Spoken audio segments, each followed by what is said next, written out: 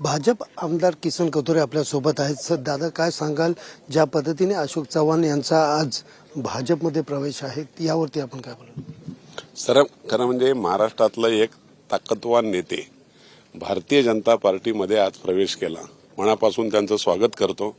एक नक्कीच महाराष्ट्रामध्ये अजूनही मजबूत झालो आम्ही.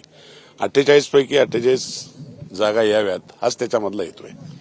एकंदरीत पाहायला गेलं तर विरोधकांकडून मोठी टीका केली जाते की महाराष्ट्राला खड्ड्यात टाकण्याचं काम सुरू केलेलं आहे व भाजपला कुठं नेऊन ठेवल्यात असा प्रकारचा प्रश्न देखील संजय राऊतकडून उपस्थित केला जातो. तुम्ही आता जिथं उभे आहेत ना, हे सुद्धा महाराष्ट्राच्या माध्यमातून घडतंय.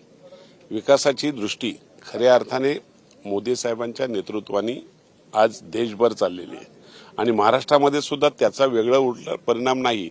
चांगले प्रकल्प महाराष्ट्रात आणून महाराष्ट्र सरकारने खूप चांगलं काम चालवलंय, त्याच्यात अजून भर पडली. एकंदरीत पाहायला गेलं तर शहीदांच्या जाग्यावरती हल्ला करणारे असेच भाजप जे आहेत आणि नरेंद्र मोदी जे आहेत, वेळ आल्यावरती त्यांना रस्त्यावरती फिरावं लागेल अशीही टीका संजय राऊत करतात. ते काय खरं म्हणजे संजय राऊतच आता कुठं कुठं फिरतात हे आपण सगळ्यांनी तपासलं पाहिजे. बाहेर आलेला आरोपी त्यांनी किती बोलावं याला मर्यादा ठेवली पाहिजे. एकंदरीत संजय राऊतवरती बाहेर आलेला आरोपी हा कितीतरी मर्यादित बोलावे अशा प्रकारची टीका जी आहे आमदार किसन कथोरे यांनी या ठिकाणी केलेली दिसून येत आहे. कॅमेरा पर्सन गणेश रहाटेसह सुनील जाधव, TV9 मराठी, बदलापूर.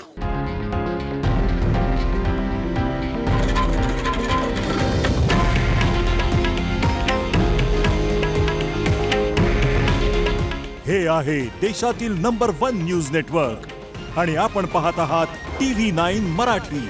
काळजी तुमची, हित महाराष्ट्राचं.